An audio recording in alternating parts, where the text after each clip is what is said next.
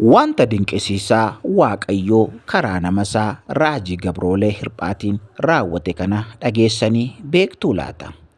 Innis immoo humna amantii dinqisiisaa fi baay'ee nama raajeffachiisudha.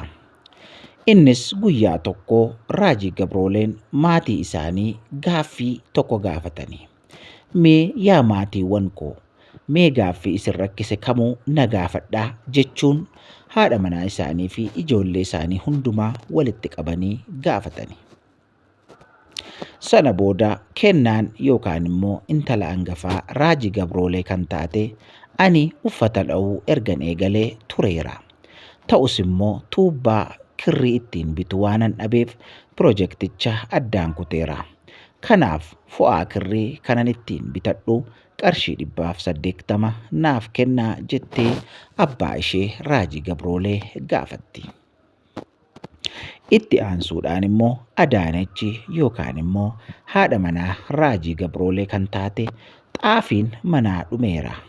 Waan mana keessaa bituufis qarshiin na barbaachisa. Hangi na barbaachisu kana jechuun ida'attee teesse. Hunduu gaaffii isaa dabareen dhiyeeffate. Ijoolleen raajii Gabroolee hundumtuu fi haadha manaan isaanii jechuudha.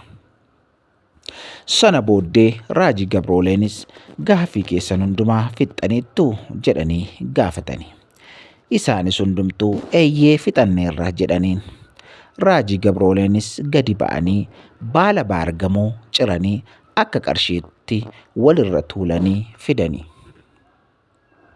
Qarshii barbaaddan hoodhaa fudhaa jechuun jalqabaa haadha manaa isaaniif hanga isheen gaafatte lakkaa'uun baalicha kennaniif. Isheenis amantiin tole jechuun fudhatte. Kennaafis yookaan immoo mucaa isaanii hangafaattiinis kunoo kanaan fo'aa na gaafatte ittiin bitadhu jechuun akka isaan gaaffii dhiyeessanitti hiraniif.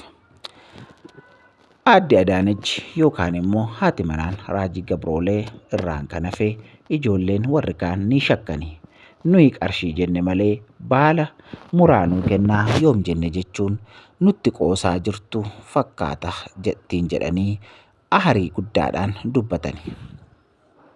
Raajii Gabrooleen garuu osoo baalicha kutanii hin fidiin dura yaa gooftaa maaloo fuula ijoollee kanaa duratti na yeellaasisiin jedhanii kadhatanii turani. Deebiin akka xiyyaa balali'uu haa dhufu jechuun Waaqayyoon amantiidhaan kadhatani.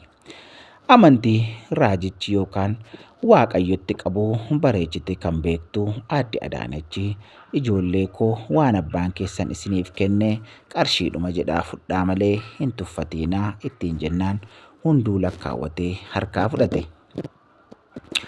Egaa Waaqayyo har'a shaakala amantii guddaa akka bartaniif gaaffii keessaniif deebii kennuu isaa akka hubattaniin barbaada jechuun dubbatanii raajii Gabrooleen.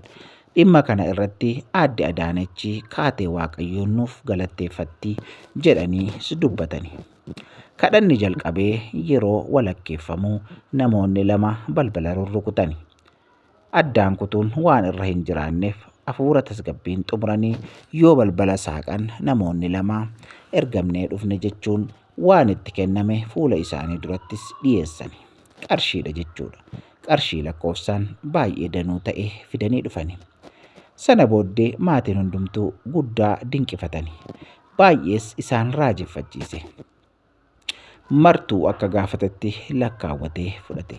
Kan irraa hafe immoo raajii Gabrooleen namni Waaqayyoo geejjibaaf fudhatanii gara tajaajila isaanii adeeman. Kana maleef wanti hundinuu ni danda'ama. Egaa namoota Waaqayyoo hordoftoota keenya hordoftoota Gonfoo Miidiyaa hin amantu taanaan waan isin amantiin dubbattan waan isin amantiin ofirratti raajjan waan isin dubbattan hundumtuu ni ta'a. Isa kanaaf waan hundumaa amantiidhaan akka gootan isiniif dhaamna. Kun miidiyaa keessan Gonfoo Miidiyaadhaa.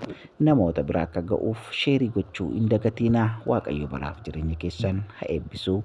Kutaa kan biraadhaan hamma walitti deebinutti eebbifamaa yeroo gaarii qabaadhaa.